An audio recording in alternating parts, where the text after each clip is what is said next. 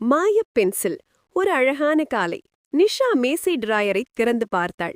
அங்கே ஒரு பழைய தூசி படிந்த பென்சில் கிடந்தது. அதை எடுத்து துளைத்தாள். அதில் மேஜிக் பென்சில் என்று ஒளிர்ந்தது.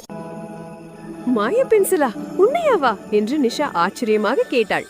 சோதிக்க அவள் ஒரு பட்டாம்பூச்சி வரைந்தாள். பட்டாம்பூச்சி பூம் என்று காகிதத்தில் இருந்த உயிர் பெற்று பறந்துவிட்டது. நிஷா அதிர்ச்சியிலும் மகிழ்ச்சியிலும் குதித்தாள். அவள் இன்னொரு வரைப்பு செய்தாள். இந்த முறை ஒரு அழகான பூ. அது உண்மையான பூவாகி மனம் வீசியது. ஆனா அடுத்த நிமிடமே அவள் யோசித்தாள், நான் எதை வேண்டுமானாலும் வரையலாம். அவள் பென்சிலை பிடித்து அமைதியாக சொன்னாள், இனி நான் இந்த மாயத்தை நல்ல விஷயங்களுக்கு மட்டும் பயன்படுத்துவேன். நிஷா மரங்கள், பூக்கள், விளையாட்டு பொம்மைகள் போன்றவற்றை வரைந்தாள். அவை உண்மையாக மாறி பலரையும் மகிழ்ச்சிப்படுத்தின. அன்று நாள் முதல் மாய பென்சில் நிஷாவின் சிறந்த நண்பனானது. நீதி, மாயம் இருந்தாலும் அதை நன்மை செய்யவே பயன்படுத்த வேண்டும்.